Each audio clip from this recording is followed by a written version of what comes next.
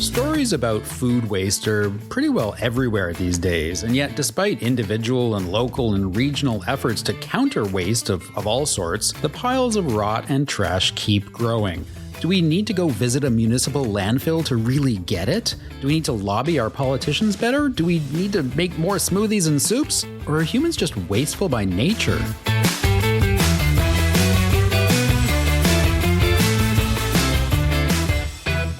Welcome to Digesting Food Studies, the podcast that tries to make the most out of every vegetable peel, dented can, and scraping of peanut butter while still tempting your earbuds with the savory sauce that is food studies. I'm your home economist, David Santo. This episode focuses on the systemic, layered, messy, and oh-so-challenging subject of food waste, slipping back in time to an 1861 publication on household management, and looking forward to critical discourses on waste management hierarchies. And as long-term prospects for planetary resources look ever scarier, much of what we talk about here might also extend to the spaces beyond food and food system, if such spaces even exist, of course. The article in focus this episode is Tammara Soma's Critical Food Guidance for Tackling Food Waste in Canada. It comes from Volume 9, Issue 1 of Canadian Food Studies, published in April 2022. We start off this episode as usual with Alexia Moyer's Amuse Bouche segment, focusing on a historic cookbook that is heavy with intentionality and social structuring. It also reveals much about the morality and responsibility associated with being frugal. I then talk with Tammara Soma about why food waste is so complex, yet often made to seem simple, and also how food waste solution planners might look to closed-loop food systems for some answers. Then, in response, PhD student Dante Gbejewoh builds thought and action bridges among the notions of food waste, agricultural transformation, and indigenous ways of knowing. So, Alexia, I tried to think of a good waste joke, but I just simply couldn't come up with one. But so instead of joking about waste, let's be serious about it. Tell me, what have you got for our amuse-bouche today? I have a very serious cookbook for you. It's called, in its full title, The Canadian Housewife's Manual of Cookery, carefully compiled from the best English, French, and American works, especially adapted to this country. Okay, well, that is a very non-wasteful title. They are very economic with all of their words. Not. 19th century titles are always incredibly long.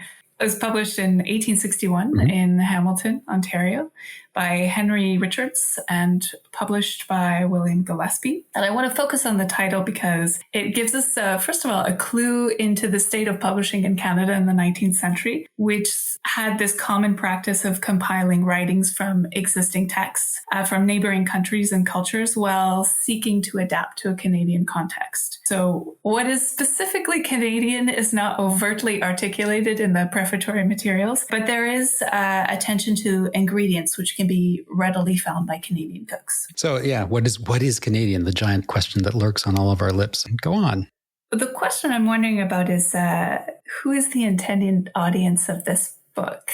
And it's very clearly laid out in the beginning. The quote, female mistress of the family. And the epigraph at the top of the page states, those deserve the greatest praise who best acquit themselves of the duties which their station requires.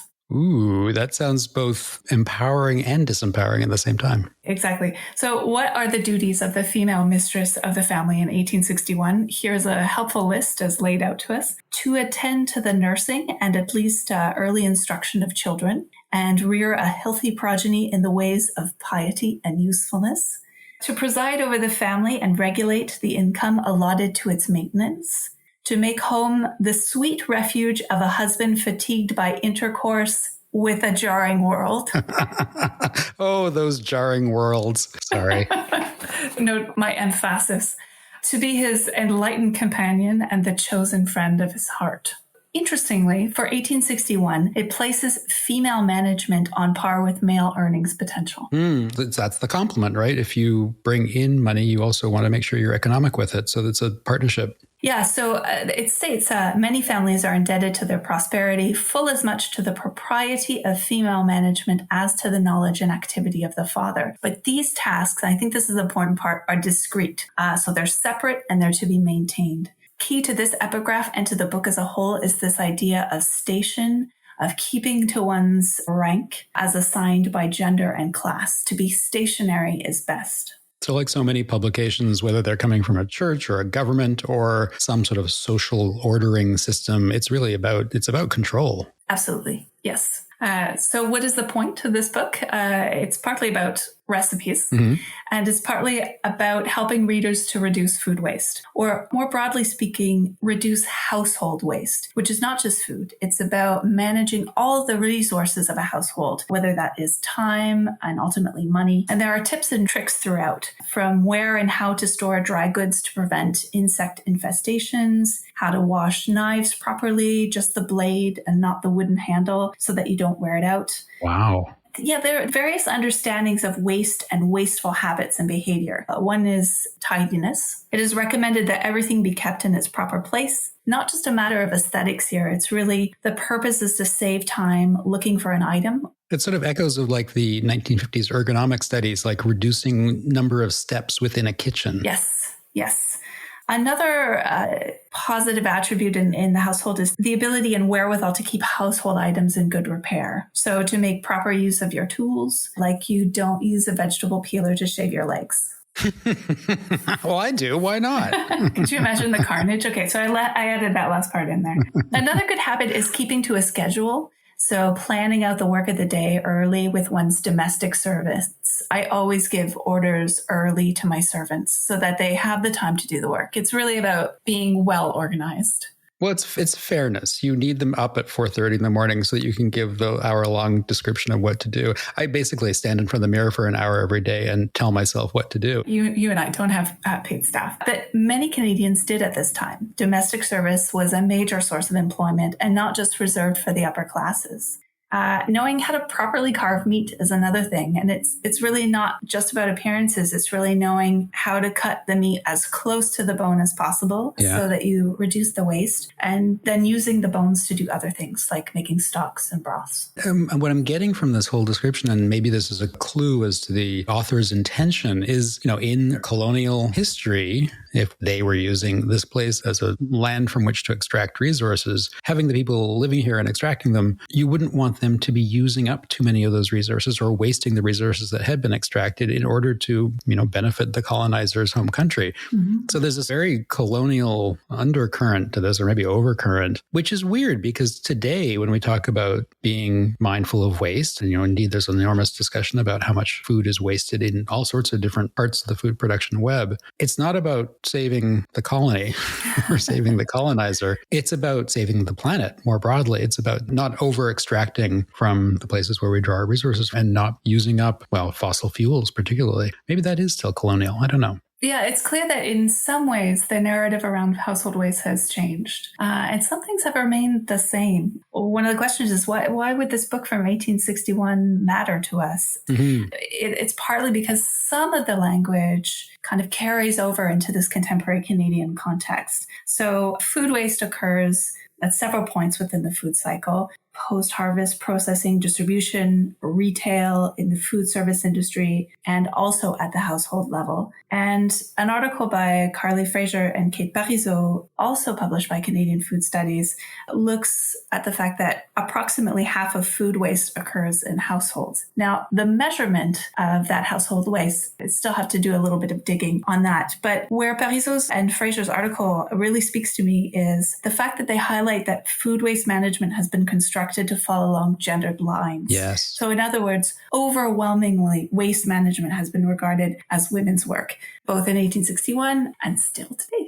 Something that our friend Pamela Tudge explored in her own PhD work. So this has given us a lot to think about, chew on, get ready to digest. I'm looking forward to our conversation with Tammara Soma up next. I think this has provided a very lovely Amuse Bouche to the subject. Thanks so much. Thanks, David.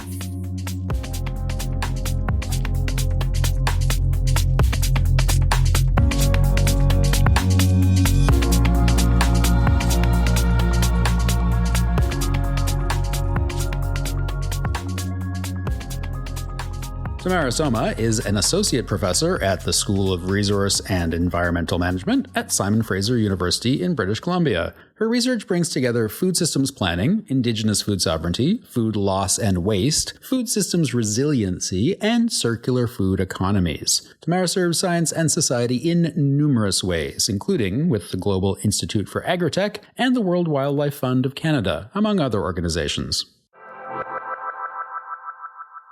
Well, first of all, Tammara, thank you so much for joining me on Digesting Food Studies and talking to me about food waste. I'm really excited to have you here. So excited to be here too, David. 2022 is when this article came out in Canadian Food Studies. And yet the subject of food waste has been floating around for quite a good amount of time in food studies. And it's getting ever more pertinent as things keep changing in our very complex food systems. But tell me sort of overall what this article is about and why you particularly study food waste and why it's such an important issue right now. Yeah, absolutely. Being the critical food studies scholar that I am, I was very perturbed and concerned around some of the suggested solutions, like the simplistic solutions when it comes to food waste reduction, food waste guidance, and, often the conflation of, there's a lot of food waste in here, there's a lot of hungry people there. So if we just combine it together, everything will be a win-win solution. And so when I wrote this paper, it was part of a larger project. So it's a special issue with Professor Jennifer Sumner. And I basically try to unpack some of the dominant solutions when it comes to food waste, particularly as it relates to the food recovery hierarchy, which I can talk a bit about more. There's basically different levels of hierarchy on what you should do, what priorities when it comes to reducing food waste. Well, and your point that solutions are often way too simple when it comes to any problem within our food systems. Certainly the problem of food waste is not simple in any way. So simplistic solutions are very problematic. And as you said, this is all part of a larger issue on different kinds of food advice, food wisdom, ways of understanding our food systems in more complex ways and how humans, eaters, consumers, and all sorts of people who operate in food systems can think more critically and certainly in more complex terms than the given knowledge that is often proposed in the sort of popular media around things. Because of course, food waste, we as eaters all know that there are things we can do to reduce it in our own homes. And that tends to be where a lot of advice is focused. But it's obviously a much more complex problem than just what we throw in our compost and what we don't. Yeah, absolutely. And I think, although I published this paper back in 2022, actually just last year during Halloween time, I received a message from a journalist from the United States asking me for my feedback, my comment on this particular solution that was promoted by a corporation to basically reutilize, upcycle Halloween candies to feed it for livestock. Whoa. And, the whole idea, again, behind this is that there's a lot of Halloween candies around. It's getting wasted. There's a lot of livestock around. So Halloween candies, livestock, combine them together, win-win solution. And, I was thinking oh my goodness, let me send you this paper. Well, it's yet another way that corn is just being transformed into more and more things that nobody actually wants to eat, including our animals. But whoa, okay, that's a whole new take. You mentioned the hierarchy of wastes. Can you tell us a little bit more about that? Because I know that's a central point of what you're critiquing in the article. Yeah, absolutely. So basically what people would often see and what they would kind of recognize is this image of an upside down pyramid, upside down triangle. And it's basically a diagram that was adapted from the U.S. Environmental Protection Agency food recovery hierarchy. And so at the very top level of the hierarchy, which is what you should do first before you do all of the other things, is reduction at source. So it's basically prevention, which is great, but probably one of the least talked about or really discussed solution when it comes to addressing food waste. Then feeding hungry people, that's kind of the second level of the solution. Feeding scrap to animals, that's the third one. Industrial purposes, like for example, anaerobic digestion, and other ways to manage industrial waste. Composting is kind of almost at the very bottom. And then landfilling, it's kind of the least desirable and the last solution. If you have to do it, that's what you're going to do. So that's kind of the diagram. Yeah. And so it's a pyramid, like the old food pyramid. It's easy to understand. It communicates quickly and simply, but it also leaves a lot of questions out, right? The simplicity actually kind of dumbs things down.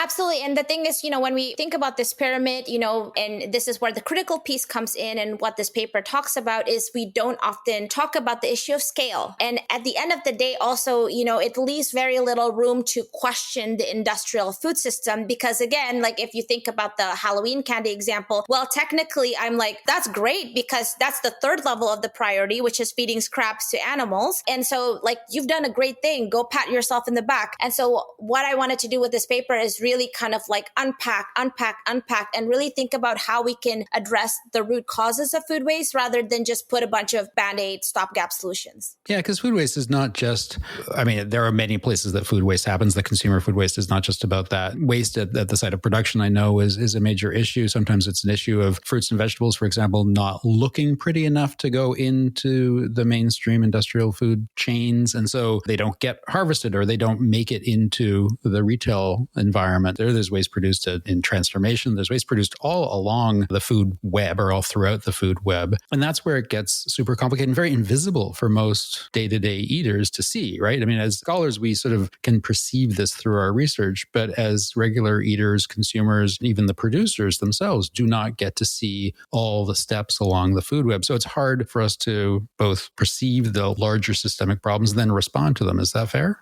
Yeah, I think so. Definitely. Especially for me working as a food system planner, a lot, even for planners that are semi-aware of the issues in the food system. Often when we think about the food system, we're kind of like actually talking about the food supply chain. And it's a very linear food supply chain. And what we often don't get to see as planners, as eaters, just as the general public, generally is the ability to actually visualize and practice and be embedded in circular food system, which means, from seed to growing to harvest to actually like composting and then doing the cycle all over again, integrated livestock, which is where like I have chickens in the backyard. And so I get to see that circular process every single day, but often people don't have that. It's almost like a privilege to be able to have that. And so, the first front line for our food consumption is usually the retailers. And with the retailers, you don't have the backstory. You don't see that whole entire system and cycle. And because of that, there's this concept called distancing. And with distancing, there's kind of like this psychological disconnect in addition to the spatial distancing, which then results in people actually wasting more and just kind of like psychologically kind of tapping out because they don't really fully understand and aren't connected to the whole value,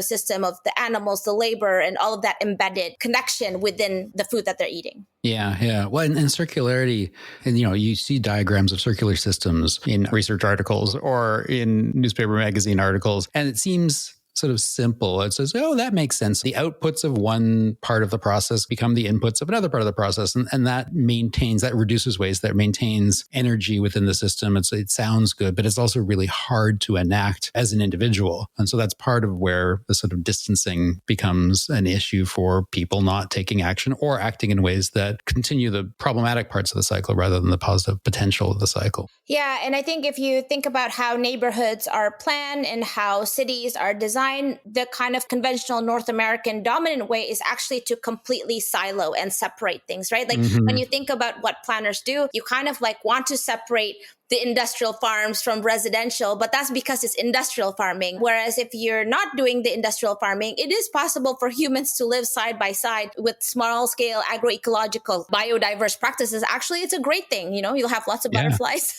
you'll have lots of food around you, but that's not how we're living. And because of that, suddenly you're having things like, okay, we have a lot of coffee ground. Now, coffee ground is amazing for gardening, for the soil, but now it's at a scale where it's very hard to manage. And so therefore you can't just put it in the community garden next to you because the scale is such, you actually have to get a private hauler to pick it up, right? And then deal with that industrial scale coffee ground in an industrial way. So this is where I'm trying to unpack solutions, even things like feeding hungry people. Feeding hungry people with what? When we think about what supermarkets or retailers are wasting, it's not just healthy food, but it's also Doritos and Oreos and all of these other Halloween candy. So, we kind of need to look deeper underneath the rug or the carpet or what have you.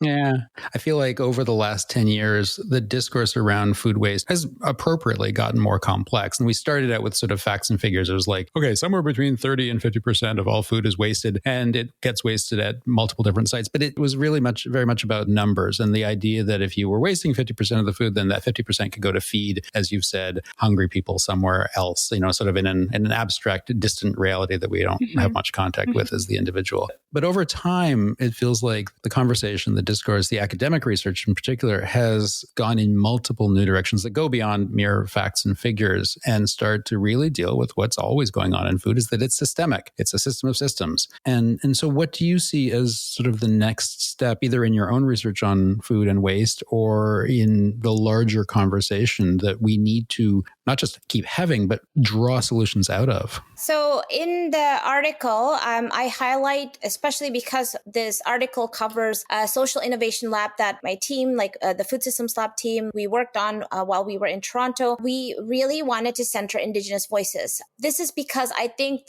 we are kind of operating our food system within a particular type of worldview and economic system, which is an industrial approach, neoliberalism, capitalism. And what I wanted to do with this paper is also show that there are different worldviews, different ways of seeing things, different ways of relating. That means that this is not what you do to food, to people, to animals, to the land, because everything is so commoditized within that environmental protection agency kind of food recovery hierarchy. You're never going to get to the root cause. And so the paper tries to do is also to introduce the readers to different ways of engaging with food that makes it so that they're not just eaters, but they're also kind of like food citizens in a way, that they have accountability, that they have responsibility, and that they understand that whatever they do to food, it will kind of return back to them because we are all connected. Yeah. So once again, our relational approach, rather than the corporate capitalist exploitative extractive approach, surprise, surprise, is probably a better way of getting to our solutions.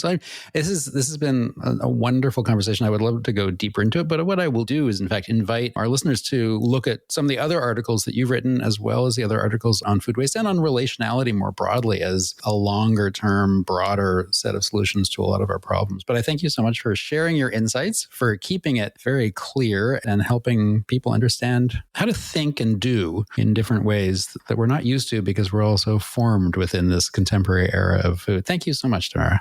Thank you so much, David. And thank you to the Canadian Food Studies team. It's a pleasure.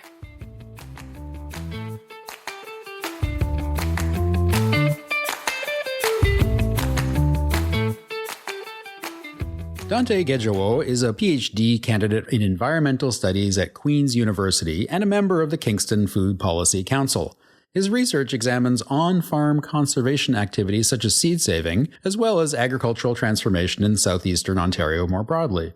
With previous degrees in sustainable agriculture and soil science, Dante is focused on the reality that systems problems always require systemic solutions. Hello, my name is Dante, a third-year PhD candidate in the School of Environmental Studies at Queen's University. My PhD thesis examines the role that seed saving and on-farm agrobiodiversity conservation may play towards agroecological transformation in southeastern Ontario. Simply put, my research tries to examine how we can change how we grow our food by changing what type of food we grow. So essentially, the main themes in my research are seed saving, on-farm conservation, or more popularly known as in situ conservation, agroecological transformation, or agroecological transition. I read the paper. I really enjoyed the paper. The closed loop food system diagram from the Social Innovation Project was really, really enlightening. For my seed saving research, I've seen bits and pieces about how Indigenous people conceptualize their food system, especially as it relates to food waste. So I was really interested in the idea of resilient and just economies, especially as it's tied to the environment. For my research, I've seen and I appreciated how the need or the idea of small-scale growers who are more likely to practice agroecology tied to this idea of fair labor and reduced waste. The idea of reconciliation was also very important because it is important to understand that, very little can be done without acknowledging the role that colonization has played in shaping the food system that we are in. The legacies of dispossession that necessitated industrial agriculture and the subsequent commodification of food needs. These are concepts and things that needs to be understood. And in my research, I've seen how even farmers that are trying to practice agroecology, to create a more sustainable food system, they don't really understand the role that colonization plays in quote-unquote sustainable food system. So this also ties into the idea of education and how we can use food literacy to create a more wholesome relationship with food. And I've seen how agroecological farmers are trying to redefine what food means to them and the value they ascribe to the food and the larger food system they are embedded in. So I really, really enjoyed reading the paper. For other readers, anyone that is reading the paper for the first time, I would strongly suggest spending some time with the closed-loop food system diagram and seeing what parts of the diagram you can apply to your research and in the context of the broader food system. For example, for my research, it was related to just and resilient economies and the environment and the need for more agroecological ways of producing food with using decentralized small-scale producers. So I would advise anyone to see how they can use that diagram and relate it to their research, and also not to be pigeonholed to a particular area of the diagram, but see how different parts of it can complement their work, especially when thinking about the broader food system we are all embedded in. I often rail at people on the street who dump their used beer cans in my composting bin or their compostable takeout dishes still loaded with leftovers into my recycling. And the other day I saw an empty soft drink bottle sitting on the candy rack at a drugstore checkout where someone had clearly just left it. The drive to get rid of one's waste, like right now, is apparently very strong, and it overrides common sense and general social cooperation. Is it about urgently needing to separate ourselves from the abject? Or is it simple laziness? A lack of caring and concern and awareness? Or the all too common belief that people always think it's just someone else's problem? Whatever the motivation, waste is clearly everyone's problem, even though some of us experience the effects and damages of waste much more than others. And I'm not talking about me and my recycling bins.